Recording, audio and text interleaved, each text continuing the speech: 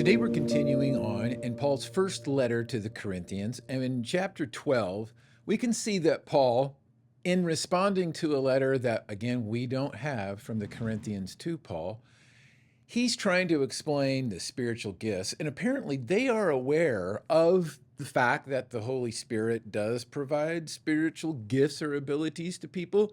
The problem is with the Corinthians is they weren't thinking about it the right way. They weren't thinking about how these gifts are supposed to work together for the glory of God, for the good of others, not necessarily for the benefit of themselves, like they were getting some new skill set download from God, like in a video game or something like that. They were thinking about it selfishly. And so before Paul went on to explain anything about the nature of the spiritual gifts that the Holy Spirit was giving to people at that time, he wanted them to understand something very important about the Holy Spirit, particularly when it comes to the way people acknowledge Christ. Here's what he starts off by saying.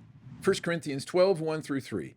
Now, dear brothers and sisters, regarding your question about the special abilities the Spirit gives us, I don't want you to misunderstand this. You know that when you were still pagans, you were led astray and swept along in worshiping speechless idols. So I want you to know that no one speaking by the Spirit of God will curse Jesus, and no one can say Jesus is Lord except by the Holy Spirit. In your own words, explain how the Holy Spirit has led you to believe and say that Jesus is Lord or God. And in your own opinion, why is it important that we view Jesus as God and our Lord? For those who don't know Paul's ugly past when he was going by the name Saul, there was a time when he purposefully took Christians and tortured them until they blasphemed or turned against, spoke against, or in other words, they cursed Jesus. And for those who didn't, well, they were executed. So when Paul suggested no one under the Holy Spirit's power would curse Jesus, he wasn't talking about the casual way people dishonor Jesus' name in our modern era, but more about the commitment true followers of Christ displayed under his brutal reign.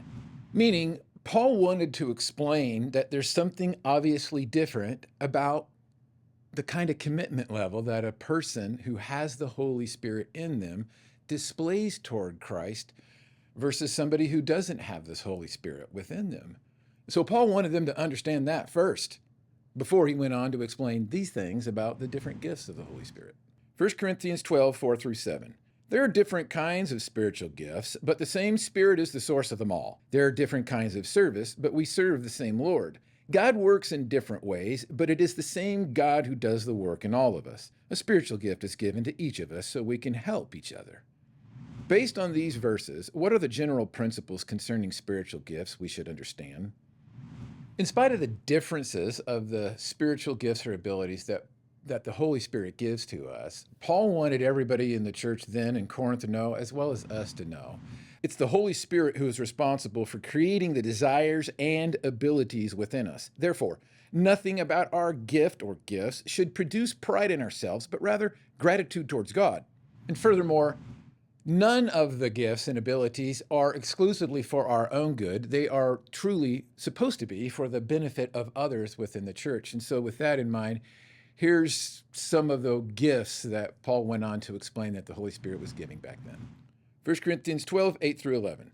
To one person, the Spirit gives the ability to give wise advice. To another, the same Spirit gives a message of special knowledge. The same Spirit gives great faith to another, and to someone else, the one Spirit gives the gift of healing.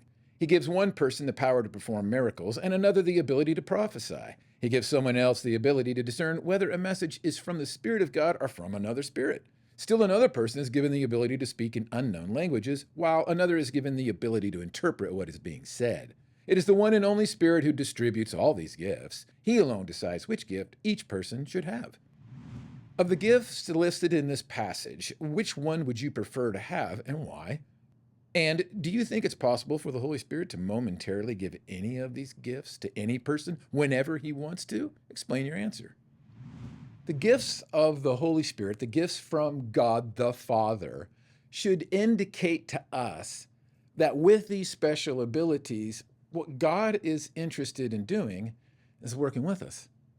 He's interested in working through us. Or in other words, like a good father with his children, God is eager to watch us grow and develop. However, One of the things that makes our Father the happiest is when we as children get along with each other and take care of each other. Which brings me back to what I said at the very beginning, and that the Corinthians didn't get that these gifts were supposed to be for others, not something to be used exclusively for themselves. And so Paul went on to try to explain through illustrations how each part is supposed to kind of work together like a machine, or in Paul's illustration, a body. 1 Corinthians 12 through 27. The human body has many parts, but the many parts make up one whole body. So it is with the body of Christ. Some of us are Jews, some are Gentiles, some are slaves, and some are free. But we have all been baptized into one body by one Spirit, and we all share the same Spirit. Yes, the body has many different parts, not just one part. If the foot says, I'm not a part of the body because I'm not a hand, that does not make it any less a part of the body. And if the ear says, I am not a part of the body because I am not an eye, would that make it any less a part of the body? If the whole body were an eye, how would you hear? Or if your whole body were an ear, how would you smell anything? But our bodies have many parts, and God has put each part just where He wants it. How strange a body would be if it had only one part.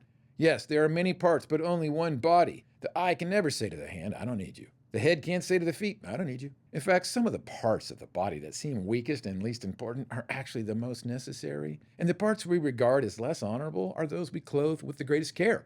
So we carefully protect those parts that should not be seen, while the more honorable parts do not require this special care.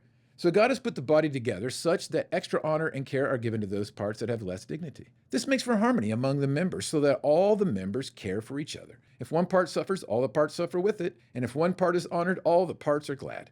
All of you together are Christ's body, and each of you is a part of it. Based on your gift or gifts, what part of the body would you be, and how are you blessing other parts of the body through your gift? And how have others in the church blessed you through their gifts? And if you had to describe them as a part of the body, what part would they be? Explain your answer.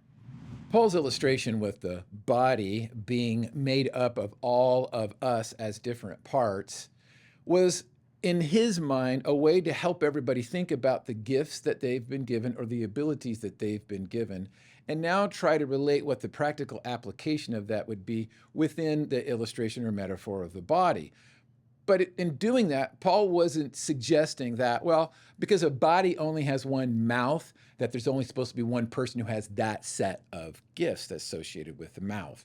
No, not at all. In fact, look at what it is that Paul went on to write next. 1 Corinthians 12:28 through 31a.